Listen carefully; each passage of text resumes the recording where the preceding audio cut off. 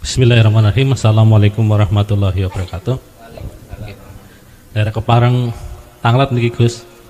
Tapi sederengipun pangapunten mbok cara takone kuwi nyeleneh apa sesuatu pantangan apa sesuatu yang pantang ditanyakan kados ngaten wong kadang-kadang di masyarakat umum pertanyaan kula kadang-kadang cok orang mudengi ngaten niku nggih. Tapi yang pertama mungkin sebagai dasar Gus kenapa ada saya pemikiran ke situ. Saya pernah mendengarkan tausiah atau ceramah dari beliau Kiai Said Akil Siroj yang mungkin di televisi masih ada. Itu babul sholat Gus Mencewu. Beliau menyampaikan bahwasanya di Al-Quran sendiri tidak ada keterangan secara jelas pasti, yang ada itu adalah hanya perintah sholat. Aqimus sholah. Nah, sedangkan keterangan lebih lengkap lagi tentang 5 waktu itu adanya di hadis. Dan adapun yang kita kenal sampai saat ini dilaksanakan sholat 5 waktu itu adalah dari ijma para ulama. Kados ngaten kalau tidak salah masih di YouTube itu masih ada video keterangan yang lebih lengkap dari beliau. Nah, di dalam keyakinan atau pun tadi dibahas tentang originalitas asal usul ajaran dinul haq atau dari Rasulullah. Kalau saya merenungi atau meresapi tentang asal usul turunnya perintah sholat Gus ngapunten, itu di Isra Mi'raj kan sering dijelaskan atau dikisahkan para ulama kados bahwasanya beliau Kanjeng Nabi menerima perintah sholat awal mulai itu kan 50 waktu nggih Gus. Nah, ketika turun dan kepanggih kali Kanjeng Nabi Musa alaihissalam itu kan nyun sewunya dinyang lah carane nggih dari 10 sampai dengan sholat 5 waktu. Nah, saya terkadang berpikir kadang-kadang Gus, di iman atau rasa cara niku kan janggal, dalam arti janggal kan sedikit. Keyakinan saya, iman saya itu Allah kan maha sempurna, maha mengetahui, maha benar, dan orang mungkin luput mohal lah kados dalam niku salah kados ngaten. Artinya kalau yang di tatanan umum sendiri kan terkadang yang dibahas itu kan terkait sholat 5 waktu atau secara syariat lah harus ngaten. Tapi tidak pernah atau saya sendiri kok berpikir sampai ke sana, seolah mencari atau bertanya. Artinya nek Gusti Allah dawuh niku kan mesti leres. Nah, di seolah-olah saya bertanya, artinya tidak menyalahkan sholat 5 waktu. Tapi ada sesuatu pengetahuan atau pemikiran akal saya seolah-olah diajak untuk berpikir lebih jauh, khususnya jangan sampai engkau itu menanamkan di hati atau pikiran itu Gusti Allah kowe anak keluputanipun tidak boleh diragukan, katakanlah seperti itu. Karena nun sewu kadang-kadang kalau di musala niku kan ada puji-pujian nggih. Napa? Nabi Sulaiman senajan sugih tetap sembahyang ngaten nggih. Nabi Yusuf senajan sugih tetap sembahyang. Artinya walaupun mungkin secara tatanan salat dohiriyah secara syariat di Kanjeng Nabi Muhammad itu adalah seperti ini, tapi saya yakin juga untuk nabi-nabi atau rasul yang lain pun tetap salat kepada Allah kados ngaten Gus. Nah, terkait dengan dinul haq atau asal usul itu sendiri, artinya kan originalitas itu pun seolah-olah terkait sholat itu sendiri pun kalau tadi dikaitkan dengan ceramah atau tesah dari Kiai Said Akil sendiri di Al-Quran itu sendiri kan hanya keterangan adanya sholat kata Santen Gus. Nah, niku sepindah yang ingin saya tanyakan, ada pelajaran atau hikmah apa di dalam kisah atau asal usul turunnya sholat tersebut agar kita atau saya pribadi itu bisa lebih mengenal kepada khususnya sifat-sifat Allah itu yang tadi kita mungkin sering bahas tentang keagungan, kesempurnaan dan lain-lain. Itu pertanyaan pertama Gus. Ada 2 pertanyaan. Yang kedua bab mimpi, bab mimpi itu kedudukan mimpi ataupun apakah mimpi-mimpi itu bagi orang-orang yang ingin mengenal atau memperjalankan ruhaniyahnya itu untuk lebih mengenal dan dekat kepada Allah, apakah itu punya kedudukan atau ada ada fungsi-fungsi tertentu, karena di Al-Quran sendiri di surat Yusuf itu kan dijelaskan malah lebih sangat detail kata ngaten Gus. Ya, mungkin itu yang ingin saya sampaikan. Barangkali mbok ada kekurangan dalam saya bertanya, mohon maaf. Matur nuwun. Assalamualaikum warahmatullahi wabarakatuh. Waalaikumsalam warahmatullahi wabarakatuh. Apa yang bisa kita ambil sebagai pelajaran, dan pelajaran apa setelah kisah tentang Isra Mi'raj yang mendapatkan sholat itu apa? Gini Pak, sebelum saya masuk di ranah itu ada pertanyaan dari saya, biar dijawab umat Islam seluruh dunia. Sholatnya Rasulullah bagaimana sebelum datangnya Isra? Biar dijawab sendiri. Nanti biar jawab di WA saya. Aku juga bertanya. Lah pertanyaan saya itu saya kembalikan umat Islam yang ahli kitab. Apa sholatnya Rasulullah terhadap Allah itu sebelum dia itu menerima sholat 5 waktu dalam kurung perjalanan Isra Mi'raj? Wis, itu pertanyaan aku. Aku gak perlu dijawab sekarang. Bon, saya akan menjawab pertanyaan dari Bapak tadi terkait apa pelajaran yang harus kita ambil. Ini saya kembalikan satu pertanyaan. Apa sebab oleh-oleh yang dibawa setelah Isra Mi'raj itu kok sholat, bukan zakat, bukan puasa, bukan haji, dan lain sebagainya? Mengapa harus sholat? Mengapa harus sholat? Kok tidak selain sholat? Ternyata Bapak Ibu, kalau boleh saya berkomentar sebagai pelengkap aja lah kalau itu. Pengertian as-sholah itu apa? Ini lebih kami sederhanakan ayat doa. Doa ini kan minta. Persyaratan orang minta itu dikabulkan, yang minta harus ketemu yang diminta, yang mengasihi itu loh.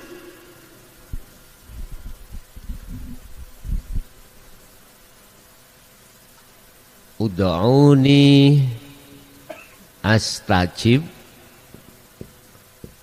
lakum. Di sini umat Islam tidak sadar.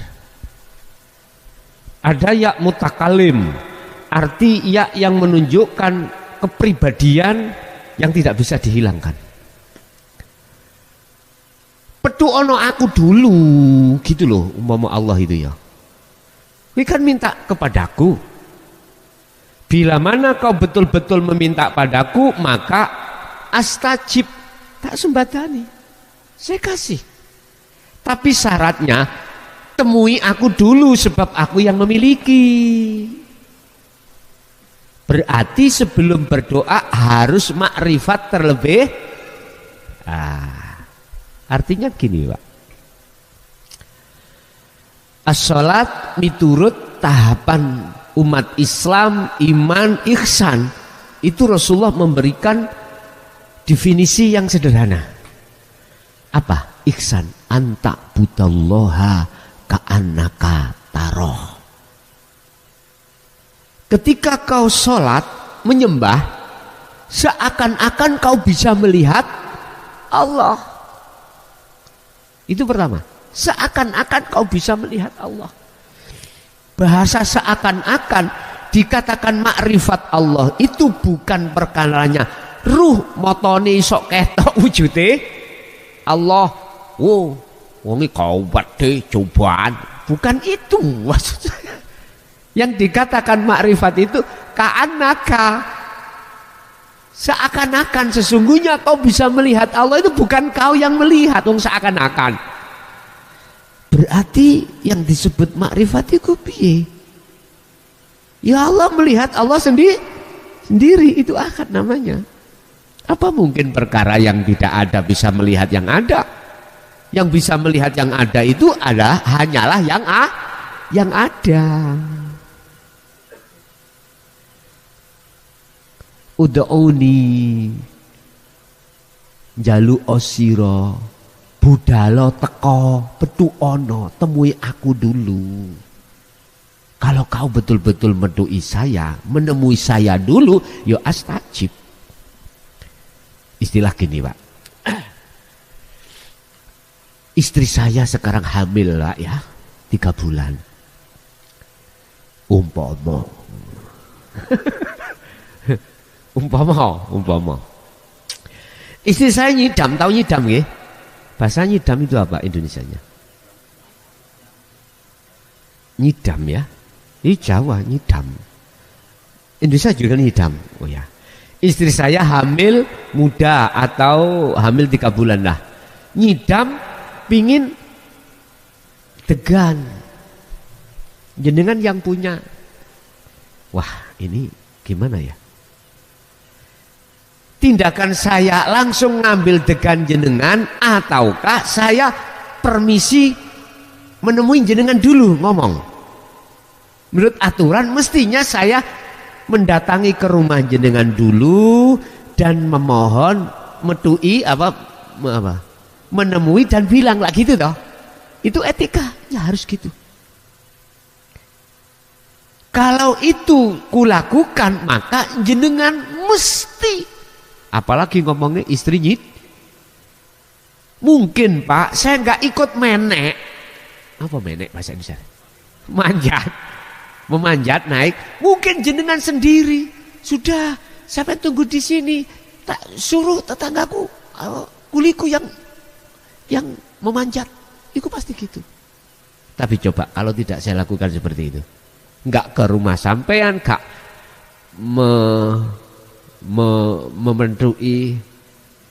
menemui jenengan, langsung saya pede. Jenengan lewat rumah lihat siapa monyet itu ya, pasti gitu. Mungkin jenengan teriak maling. Kalau tidak meneriak, udah tahu saya, mesti jenengan merasa diinjak-injak harga diri lagi gitu dah. Mesti mangkel lah di sampean. Itu bentuk saya berdoa, hatiku mengharapkan condong terhadap apa yang kuminta, bukan siapa yang memiliki yang kuminta, bukan. Benar Pak, lafadzku itu Allahumma, gitu. Allahumma, tapi hatiku mengharapkan datangnya apa yang kuminta. Lah, bentuk harapan hatiku datangnya apa yang kuminta itu berarti saya langsung memanjat atau menaiki kelapa itu tanpa izin nang jenengan. Seperti itu. Kita umat Islam tidak tahu, tidak terasa. Faedah di dalam ya mutakalim di sini menunjukkan ini adalah ingsunnya Allah. Kita sebetulnya harus makrifat dulu, ketemu Allah dulu baru ngomong. Itu etika yang benar. Enggak kita. Lah, makanya mohon maaf ya. Mengapa di situ kok sholat yang dibawa? Apa maksud perjalanan itu? Apa hubungannya sholat dengan Isra Mi'raj? Ternyata Isra Mi'raj kalau boleh saya terjemahkan secara sederhana, perjalanan fitrah ruhaniyah sampean meninggalkan selain Allah ini loh untuk menuju Allah, inilah Mi'raj. As-sholatu mi'rajul mu'minin. Ini bisa dilakukan di tengah-tengah sholat secara syariat atau di luar sholat secara bahasa. Ilmu sejati itu namanya as-sholatun daimun, sholat daim, langgeng maknani di situ. Jadi ya otomatis itu mendapatkan sholat oleh-olehnya itu, karena itu bentuk ibadah umat Islam untuk bertemu Allah. Tapi mengapa kita waktu sholat itu nggak bisa ketemu Allah? Karena kita belum mi'raj. Kita belum bertemu Allah, kita malah mengingkarinya. Sehingga jangan heran ketika kita Allahu Akbar, wong kerjaan saya itu makelar sepeda Pak, mesti sepeda ada di dalam hatiku. Sebetulnya tadi dianyang segitu, boleh dia urai-urai, urai-urai. Itu persoalannya. Lah, mengandung apa perjalanan Mi'raj? Mengandung ini, maksudnya itu. Subhanalladzi asra bi 'abdihi lailan.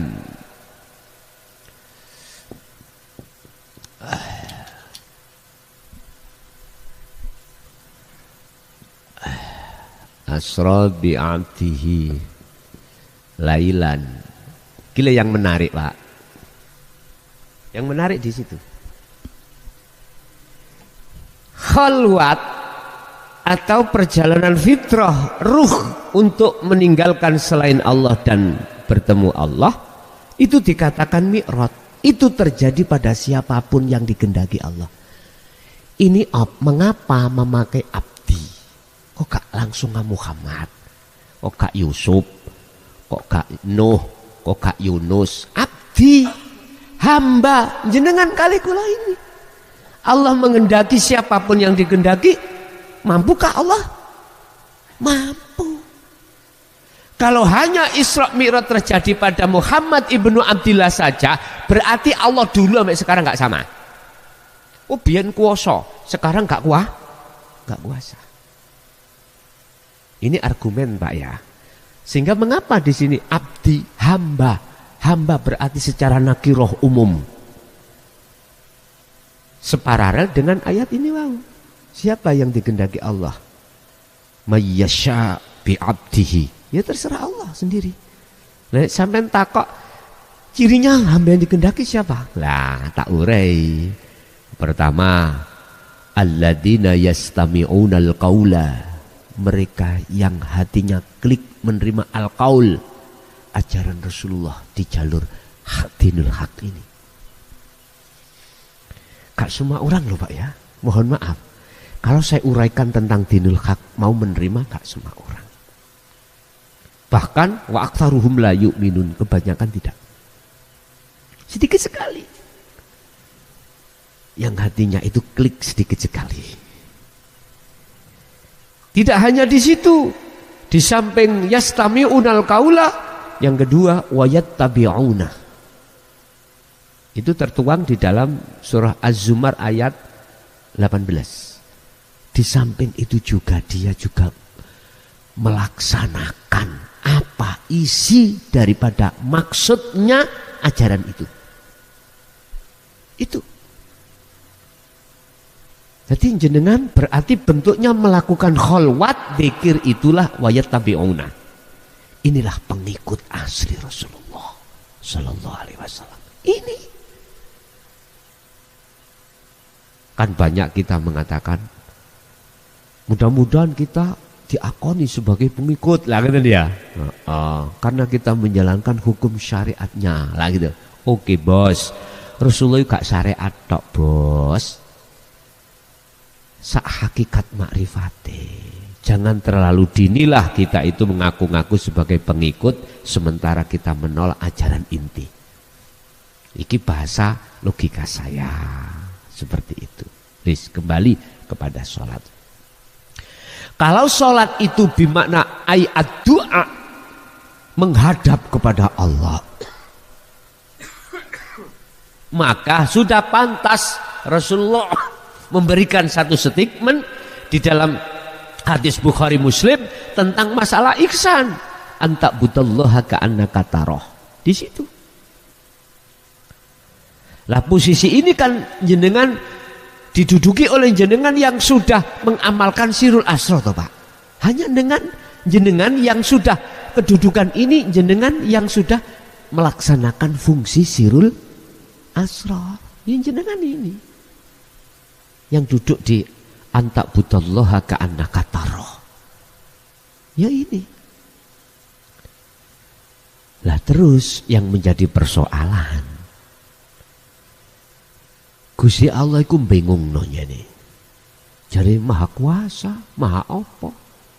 Lah kok asale 50 dadi 50 dadi 5 waktu di lobi. Apa gak langsung? Gusti kan maha tahu. Wis mat langsung ae 5. Gak kadek bal-balan ini iki. Habis dari Nabi Musa munggah lagi. Terus mudun maneh ana sing ngomong munggah lagi. Tak capek lah. Oke, itu hikayah kisah cerita proses secara syariat. Tidak jauh berbeda dengan ceritane ayat wa idz qala lil malaikati inni ja'ilun fil ardi khalifah. Gusti Allah ndadekno manusia nanti yang jadi khalifah di muka bumi Nabi Adam lho Pak. Lah apa kok adik proses-proses nang surga dhisik terus digudhoi iblis di pojok terus ya iku dadi apa? Jadi alasan Allah ngusir. Lah apa diusir dhisik? Langsung ae. Gusti Allah ndadekno Adam langsung didukno di bumi.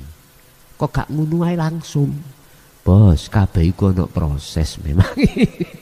Ada proses. Bukannya Gusti Allah itu gak maha tahu, bukannya Gusti Allah itu gak maha bijaksana.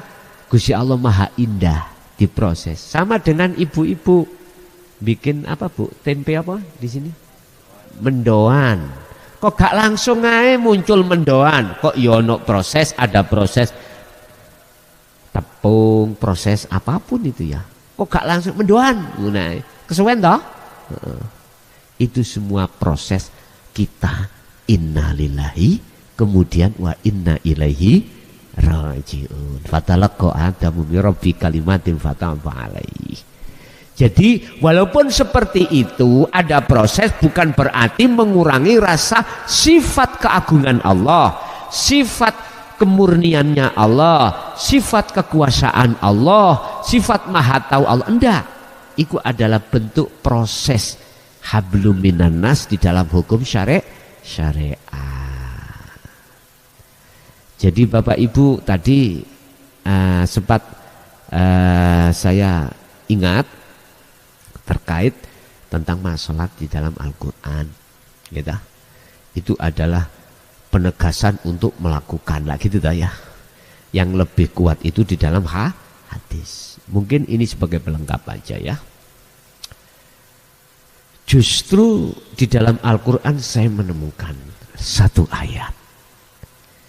Yang ayat itu tidak hanya untuk kita wajib melaksanakan enggak. Justru wajibnya khusyuk. Saya temukan. Mungkin dibuka dalam surah Al-Baqarah 238.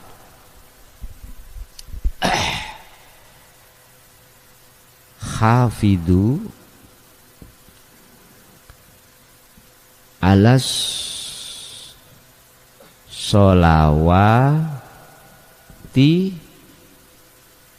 was sholatil wusta waqumu lillahi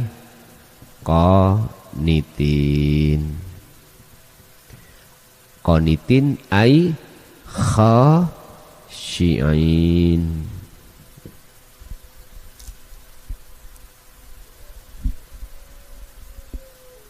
Di dalam Al-Quran ayat apapun kalau menjelaskan tentang masalah sholat mesti pakai kalimat niki Pak,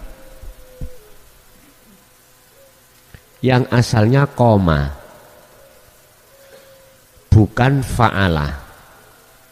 Artinya kalau fa'ala ini melaksanakan, kalau koma menjaga. Ya. Jagalah alas sholawat, iki maksudnya adalah 5 waktu. Iki jamak. Tapi di situ ada wawu ataf. Belum wakof, belum. Ini penyambung. Maksudnya sholawat ini yang ada kaitannya dengan jasmani. jasmani. Lah wassalat ini adalah ahad, esa, tunggal. Wassalatil wusta, dan juga jagalah sholat tengah. Kami tidak berbicara tafsir secara muhakamah atau syariat, enggak. Secara hakikat. Ternyata wusta itu adalah tengah, adalah ruhaniyah. Sebab manusia itu tidak hanya jasmani, juga rohani. Artinya kau jangan jaga hanya ini, bos. Ruhmu itu juga harus sholat. Apa sholat? Bertemu Allah. Mang as-sholatu ay ad-du'a. Lagi gitu toh. Doa maksudnya dia itu menghadap terhadap Allah. Bertemu. Terus bagaimana mungkin kita bisa menjalankan ini, lawang ini ilmunya terkesan disembunyikan. Ya gak bisa lah bos. Saya pingin bahasa Inggris, pingin bisa ngomong bahasa Inggris cuman baik, tapi gak ditekano guru bahasa Inggris, ditekano guru bahasa Arab. Sakit bahasa Inggris akhirnya masih sakit, gak bisa pak.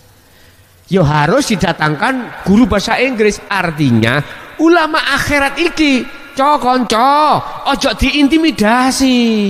Wis jelas kait muncul disikat sesat, sikat.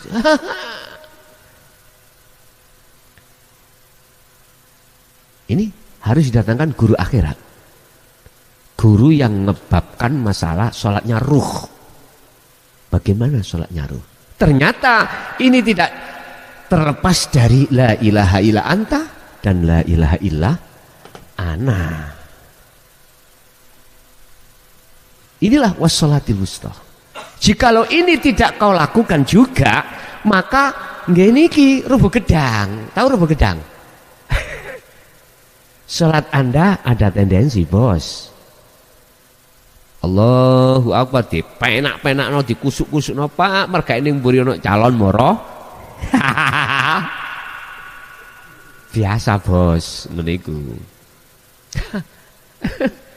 Udah terlepas dari biar gak karena orang, karena tendensi dari Allah, cuman si makhluk pahala ambek surga. Allahu Akbar. Ya Allah, jadi dilepas neraka, enak surga. Terus si wong-wong iku surga ayem, adem, bidodarine ya mulus-mulus gitu.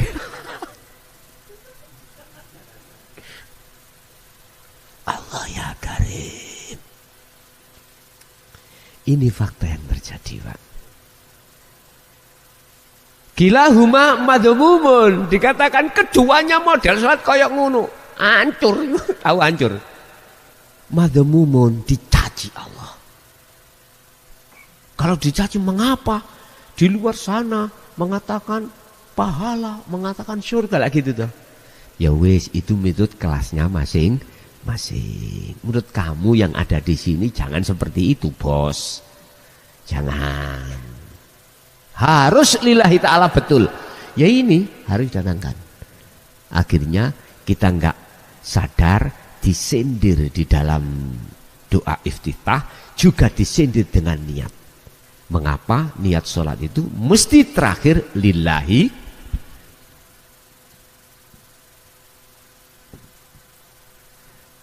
Karena Allah. Artinya jenengan harus sadar, aku bisa bergerak sing gerakkan Allah, itulah karena Allah. Harus sadar, Anda bisa rukuk, hati sadar dan menyadari kehadiran Allah dalam dirimu yang merokokkan. Harus itu, lillahi ta'ala itu. Makanya disebut la haula wala quwata illa billah. Ngomongi iso ning lesan, prakteke ati gak iso. Karena memang ya itu tadi, enggak tahu wassalatil wusta. Mana yang menunjukkan ayat ini kalau itu wajib khusyuk? Nah, iki pertama. Niki lho. Yang kedua ini wakumu, dan jagalah salat itu lillahi karena Allah, qanitin dengan khusyuk. Sehingga lewat ayat ini Al-Baqarah 238, saya dengan diri saya sendiri saya katakan, saya gak untuk orang lain loh ya, terserah orang lain bagaimana terserah, wajib khusyuk.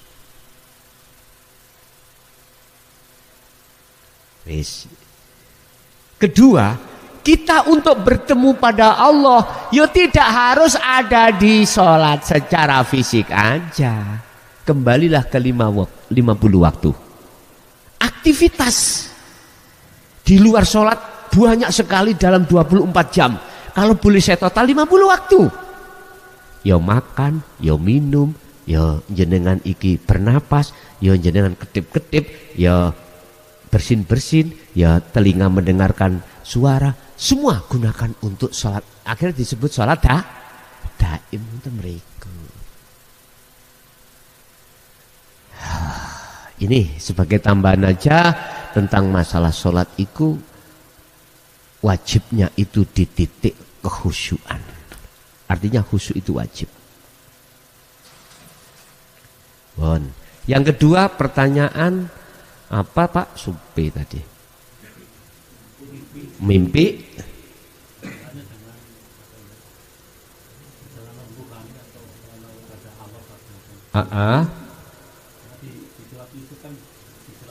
Oh ya gini.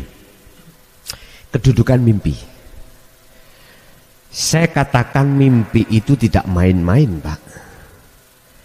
Itu sebagai bukti bahwasanya kita manusia itu tidak hanya jasmani, juga rohani. Coba jenengan tidur, mimpi dikejar anjing, mau digigit, mesti lari. Mestilah lari. Padahal Anda tidur. Enggak ada. Oh aku tidur, cak gigit-gigitan, enggak mungkin. Wong mimpi enggak mungkin. Mesti mengatakan fakta. Kecuali kalau sudah bangun, wala mimpi. Lah gitu dah ya. Jangan main-main dengan mimpi. Mimpi itu adalah proses perjalanan. Tergantung keadaan rohaniah sampean itu ada di kolbin zahidin atau kolbin rohibin. Condong nang Allah apa condong selain Allah. Kalau condong nang Allah, pasti inna fi dzalika laayatan liqaumi yatafakkarun. Bisa Anda jadikan sebagai pelajaran untuk menuju dan bertemu Allah. Ada maksud sendiri, Pak. Pengertian sendiri. Artinya Anda itu dididik Allah langsung lewat mimpi. Itu alam kasyaf, ya dah. Terus bedanya dengan alam kasunyatan atau alam mukhadharah seperti ini, apakah juga tidak Allah langsung membimbing, tinggal kau melihat. Nek kau melihat saya makhluknya, mohon maaf, berarti prosesnya Allah memakai panjang tangan saya untuk membimbing. Tapi jangan kau anggap, jangan kau iman yang membimbing saya. Keliru itu. Langsung aja Pak, lihat Allahnya aja. Kalau sampai melihat Allahnya, siapa yang membimbing? Allah tak langsung. Tergantung kita melihat dari sisi mana. Nek sampai melihat dari sisi saya, khawatir saya imanmu itu keliru. Jari Supali keliru. Gitu. Keliru toh. Akhirnya jenengan nuduh saya yang membimbing. Saya yang membeat. Padahal asyhadu itu tidak boleh berhenti la ilaha, asyhadu itu harus ke ilallah. Iman itu tidak boleh mampir-mampir ke makhluk. Iman itu harus harus langsung pada Allah. Inilah jalan tol, bos. Tapi tatkala kau ditanya siapa yang membimbingmu, siapa gurumu, mursyidmu, Allah, wis mancal-mancal Pak. Yang tidak suka mancal. Wis biar gak mancal. Bahasa lisan gurumu makhluk si A, tapi dalam hati gurumu mursyidmu cuman Allah. Begitu yang benar. Itu lebih sederhana. Jadi lesan siapa yang kasih syafaat umat? Nabi Muhammad, tapi dalam hatimu iman itu langsung Allah. Ini enggak pakai Pak ribon-ribonan, enggak pakai, langsung Allah. Allah enggak pernah ngeribon. Yo kita sendiri yang ngeribon itu. Dikasih langsung enggak mau, malah ngeribon-ribon, terserah.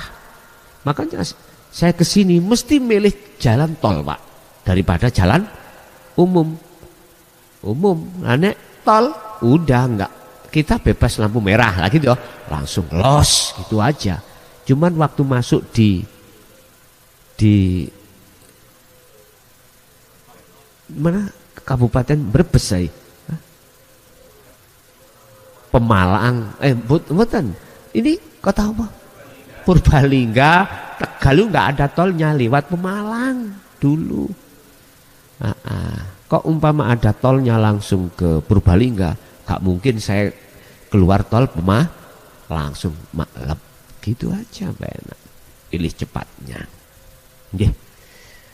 Jadi mimpi itu bisa Pak kita jadikan sebagai ayat pelajaran kita dalam rangka menuju Allah. Itu hanya bagi mereka yang hatinya mingkol bin zahidin. Tapi kalau mingkol bin rohibin, larinya ke nomor nanti biasanya. Iya Pak. Dulu itu Pak ya, ini saya ya, tahun 2000 itu, kalau Allah tidak ngasih angka 4 angka untuk besok, biasanya gini saya, kan ada tamu, togel itu Pak, togel. Jadi aku manggil anak kecil, Leh, kamu tadi mimpi apa? Itu biasanya. Tak tanya.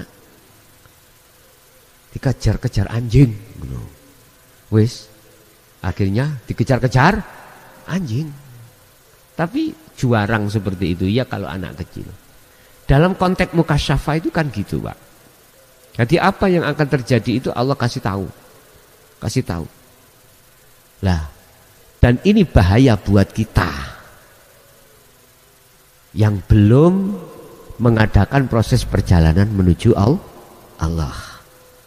Kita nggak usah cari itu, kita nggak usah menginginkan itu, kita hanya tujuannya satu, liqo, bertemu Allah. Urusan itu nanti kalau dibonuskan, ya udah diterima aja, tapi jangan dicari. Gitu menurut hemat saya. Nggih, Bapak Ibu hadirin, sebelum ini kita tutup, mulai awal sampai akhir apa yang telah diberikan Allah terhadap kita dalam satu pemahaman ilmu, semoga menjadi ilmu yang bermanfaat, barokah terhadap kita dan anak putu kita ila yaumil qiyamah. Lahumul Fatihah. A'udzubillahi minasyaitonir rajim. Allahumma sholli wa sallim ala sayyidina Muhammad. Alhamdulillahi rabbil alamin. Allahumma sallimna wal muslimin min afatid dunya wa adzabil akhirah wa ila auladina wa azwajina wa dzurriyyatina wa ahli baitina ila yaumiddin. Ya Allah, lindungilah kami dan keluarga kami dari pengaruh-pengaruh hawa nafsu lewat kesenangan dunia dan terhadap anak keluarga kami sampai akhirat. Ya Allah, nawwir qulubana binuri hidayatika wa ma'rifatika wa ilaihim. Ya Allah, terangilah hati kami dan keluarga kami yang gelap ini dengan cahaya hidayahmu, dengan cahaya ma'rifatmu ya Allah. Ya Fattahu ya Alim, iftah lana bifutuhil arifin wa ilaihim. Ya Allah, bukalah hati kami yang tertutup ini untuk makrifat terhadap dirimu ya Allah, dan juga terhadap keluarga kami dan anak keturunan kami ila yaumil qiyamah. Yassir lana fi kulli umuri wa afina fitini wa dunya wal akhirah wa ilaihim. Ya Allah, permudahlah urusan kami, baik urusan jasmani maupun rohani, urusan dunia dan urusan akhirat, dan juga terhadap anak keluarga kami ila yaumil qiyamah. Rabbana atina fid dunya hasanah wa fil akhirati hasanah wa qina adzabannar. Wa sallallahu ala sayyidina Muhammad. Alhamdulillahi rabbil alamin. Al-Fatihah.